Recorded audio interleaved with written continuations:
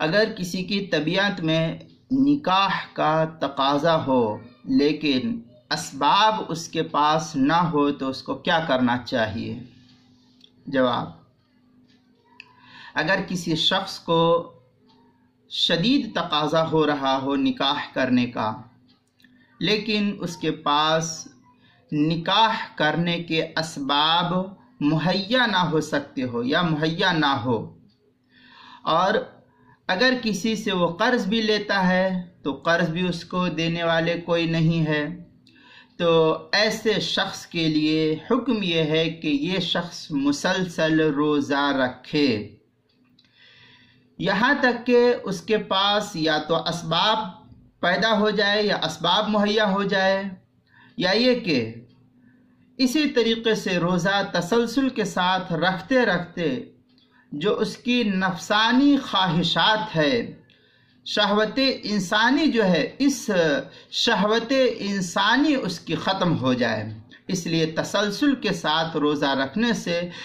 سے جو نفسانی خواہشات ہوتی ہے وہ ضرور امید ہے اللہ سے کہ وہ اس کی نفسانی خواہشات کم ہو جائے گی، اور اس طریقے سے جو ہے وہ گناہ کرنے سے بچ جائے گا۔ اور اگر اسباب مہیا ہو جائے تو پھر اسباب کو اختیار کر کے نکاح کر لینا چاہیے۔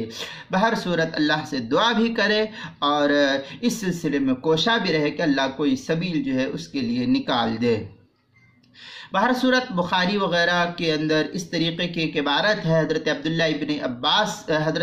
ابن مسعود کی رضی اللہ تعالیٰ عنہ کی، کہ اللہ کے رسول نے فرمایا: یا معشر الشباب من استطاع منکم الباءۃ فلیتزوج فإنہ اغض للبصر واحسن للفرج۔ اس کا آخری جملہ ہے: ومن لم یستطع فعلیہ بالصوم فإنہ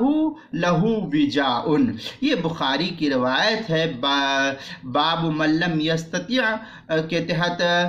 اس کو نقل کیا ہے دوسری جلد 758 صفحے پر اور حدیث نمبر 5066۔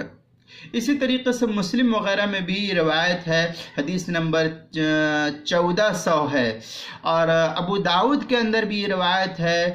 2046 حدیث نمبر ہے۔ اب ترمذی میں بھی یہ روایت ہے حدیث نمبر 1081، مشکات میں دوسری جلد صفحہ 267 پر الترغیب و ترہیب للمنذری مکمل جو ہے اس کے صفحہ 431 حدیث نمبر 2972 بیت الافکار الدولیہ کا چھپا ہوا نسخہ۔ مرقات کے اندر اسی کے ذیل میں لکھا ہوا من تزوج امرأۃ، اس کے تحت جو ہے وفیہ حذف مضاف ای معونۃ الباء، اس کے تحت جو تفصیل ہے مرقات المفاتیح کی 6 جلد 186 صفحہ جو دیوبند کا چھپا ہوا نسخہ ہے،